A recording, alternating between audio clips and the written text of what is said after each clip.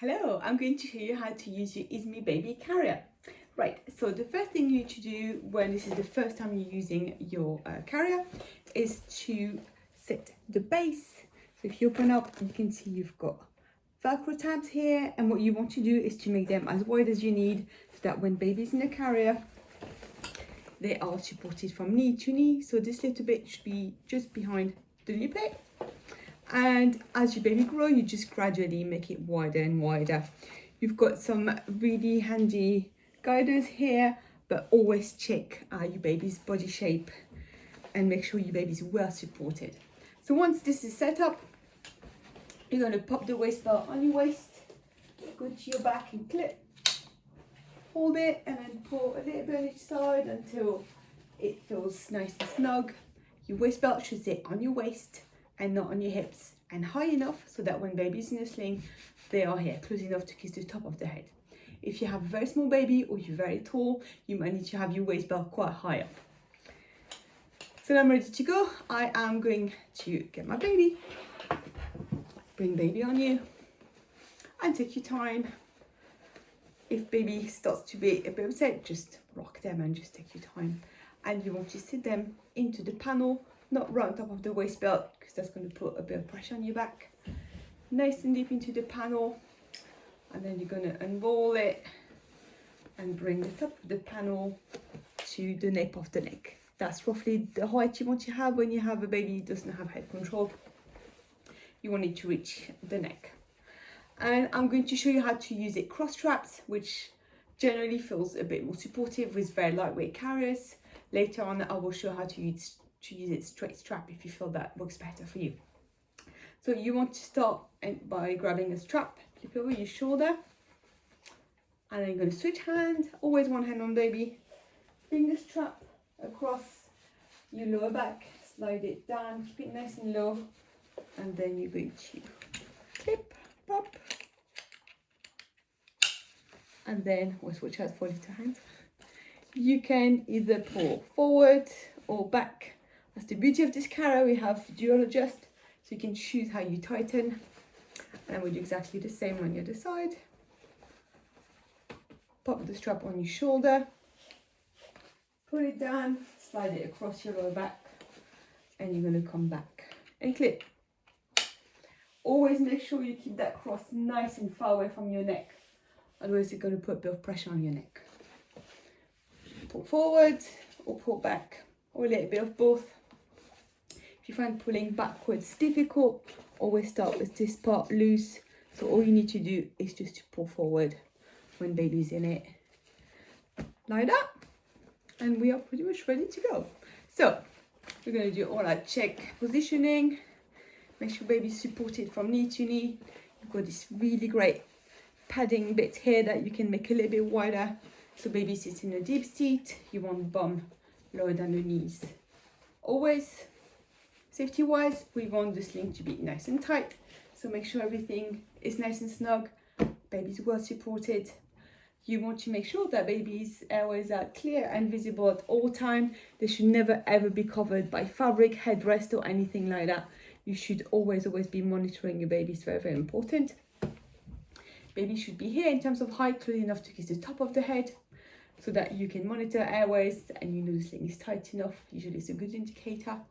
You want to also make sure that, especially with babies with no head control, you can fit 2 fingers between chin and chest, and that's very important, so we know the airways are nice and clear and baby's breathing fine. And you want to make sure that the spine is well supported, so we're not over tightening or we're not having the sling too loose, so baby's well supported and they're supported from knee to knee all the way to the nape for a baby who doesn't have head control. If you have an older baby and they want to have a bit more space, they can pop their arms out like that and they can look around a little bit more. But for newborns, we have to make sure we keep arms in and the baby's well supported here.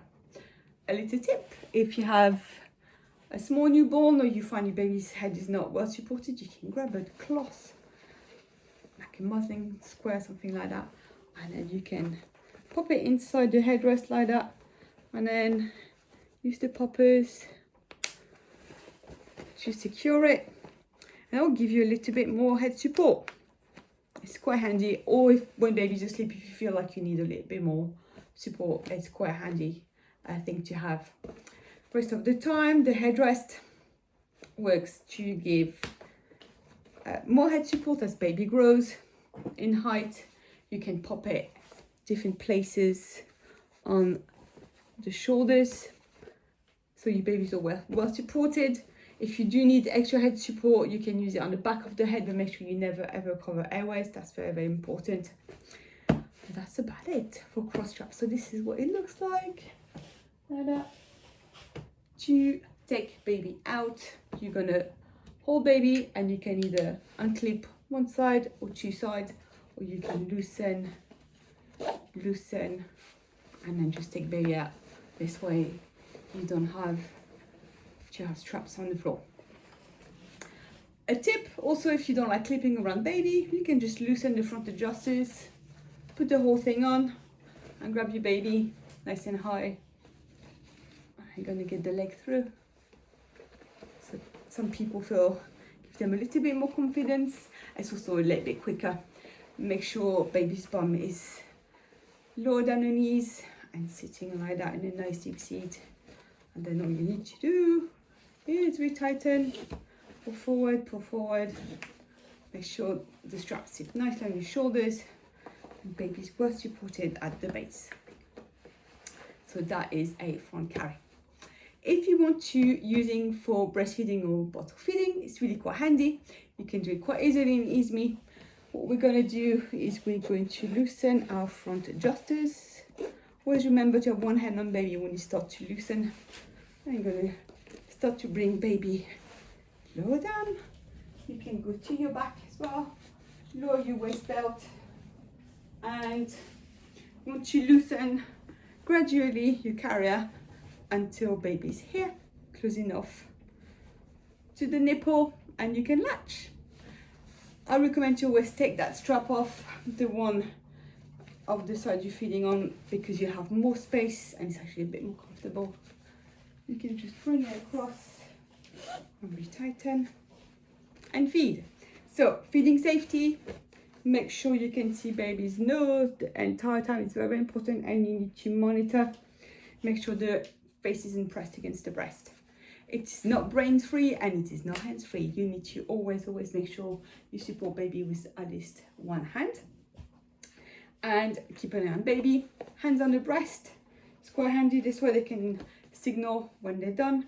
And to never have anything behind the head. That's very, very important. Make sure that head and spine is aligned as well, so baby's not gone at a funky angle. That's one way to feed. If you want to explore different ways of feeding, head over to my feeding in buckle carriers video, and you can see lots of ways to do this.